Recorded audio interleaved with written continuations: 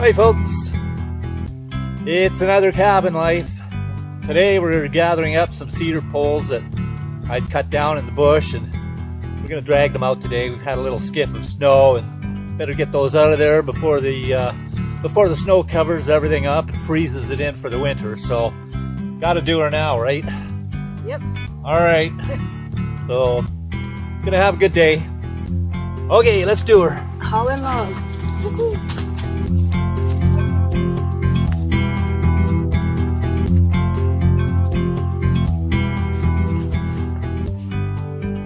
Alright, just looking up, making sure we,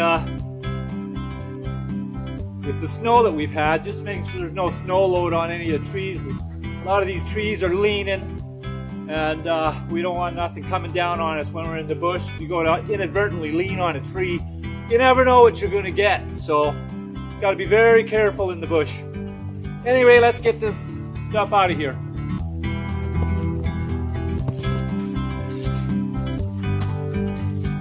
While planning all the projects around the property, Glenn chose cedar as the wood of choice because it's easy to harvest. With all this wood on our property, as you can see, it's easy for us to access. And these trees, they grew nice and straight and tall. And then when they died, they stayed standing. So it's great. They're nice and dry, they're aged, and they'll be good for the work that we have around the property.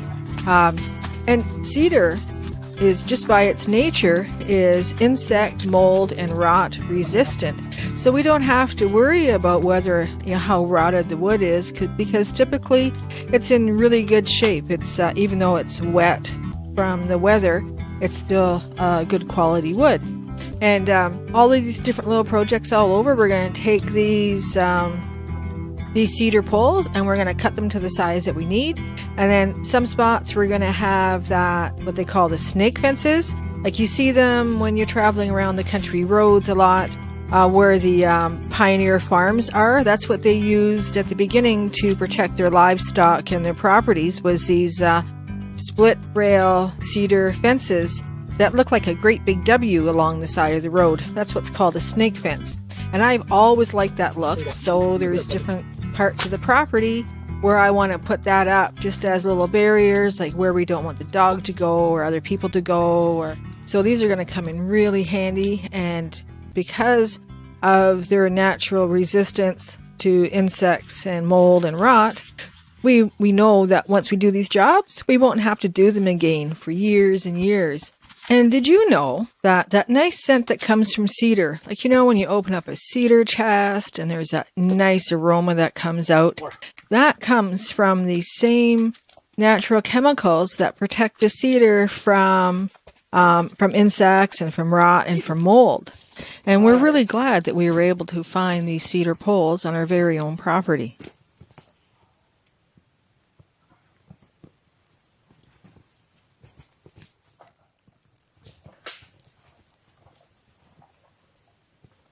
When it starts to go, stand back.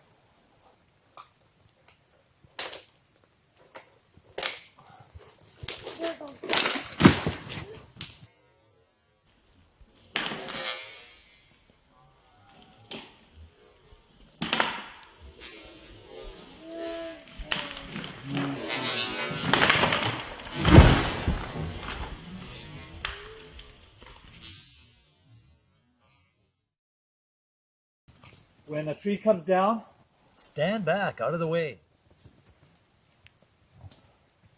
That thing will take your head right off, comes up and bites you in the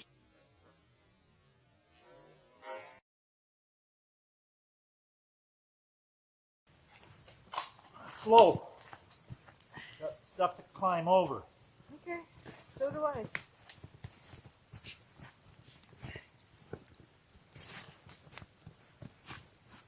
Okay, we've got to make this corner here. Oh, okay.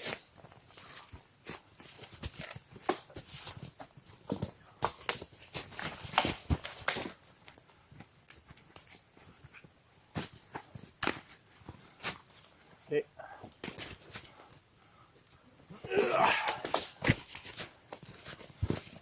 Now I'm free. Go between the little tree here. There we go. All right. Good job.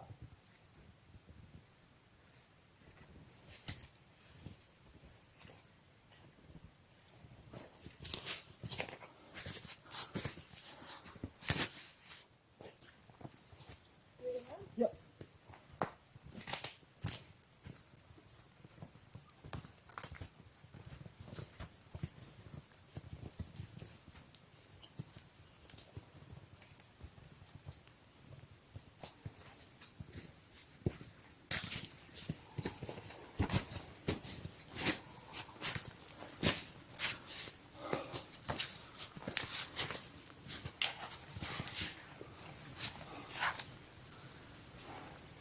Come sit.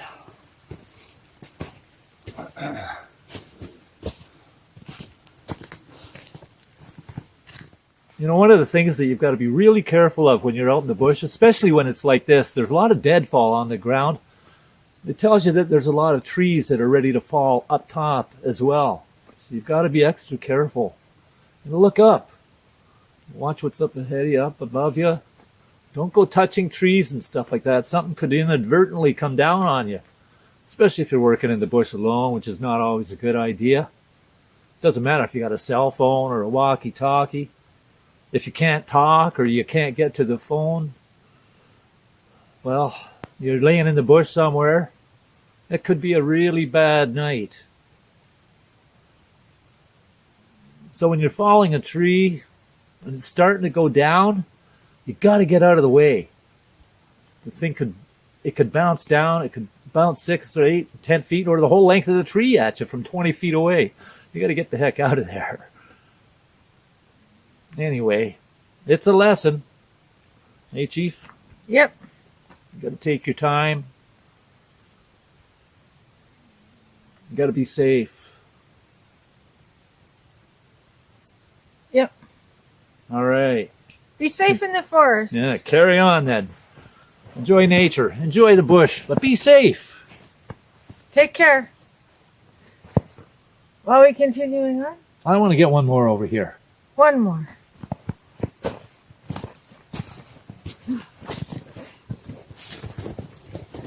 Yeah, here's a nice one right over here. Oh yeah, that's a good one. Hey, come here for a minute. Come on back here for a second, hon. Here, just sit down. Hey, is there a squirrel up there? I don't know.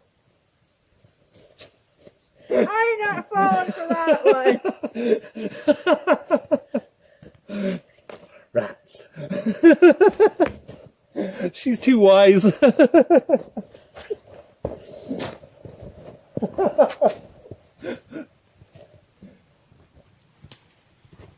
All right, you did good today. We did do good. Good job cutting them down. Okay.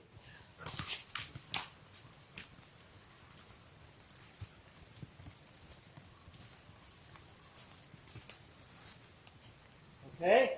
Where are you? Say where to go.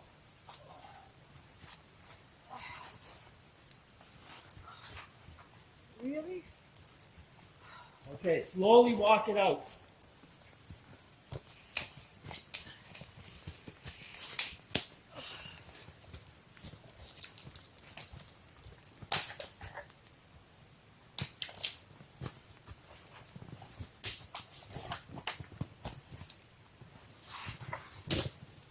Come on. Which way should I go? The straightest way. Do we got space? I can go this way? Oh. Hold on. Oh. I gotta change sides to get around this. Oh. Yeah, I can just go straight through.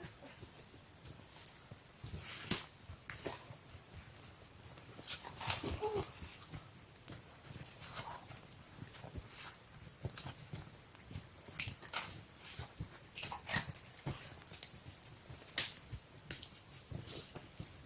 Whoa.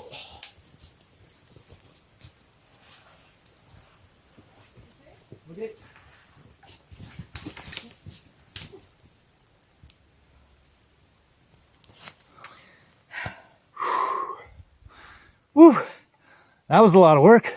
That was a lot of work. But we got about 8 or 10 poles, and we'll get them back to the homestead, and we can probably use another 10, 20, okay, 30. But we got a good start on it, and we'll see how the weather goes over the next few days, and we'll see if we can harvest some more. It's easy to cut and not too hard to down. Getting them out of the bush is a whole different story because there's so many trees in the way.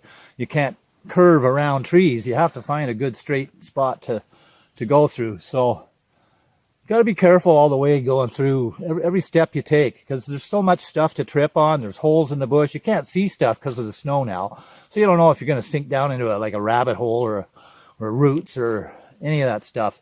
And then you have the branches up above. And you've got to watch your eyes, all this type of stuff. Poke an eye out. You really should have safety glasses when you're going through the bush. I've got these glasses on, but sometimes the twigs will get right through in between the glasses and the eyes. So you got to be careful of that stuff. Safety first. And don't get yourself over sweated when you're working. Try to take your time. You don't want to catch a chill. If you get sweating and everything, and then all of a sudden you're in an accident, tree comes down on you or something and you're all sweaty, you're going to cool off real fast, especially if you're immobilized and you're in the snow on the ground with a tree on top of you. You might not be able to reach for your cell phone and get help or whatever, especially if you're alone. So if you're all sweaty and then you start cooling off, you're going to get a chill. And then hypothermia can set in within a matter of a couple of hours. And if it's getting close to nighttime and nobody comes to get you, it could be a real bad night in the bush. So very bad. So you have to be very careful. All right, folks, this is another Cabin Life. I'm Glenn. I'm Maureen. And we shall see you next episode. Bye for now. Take care.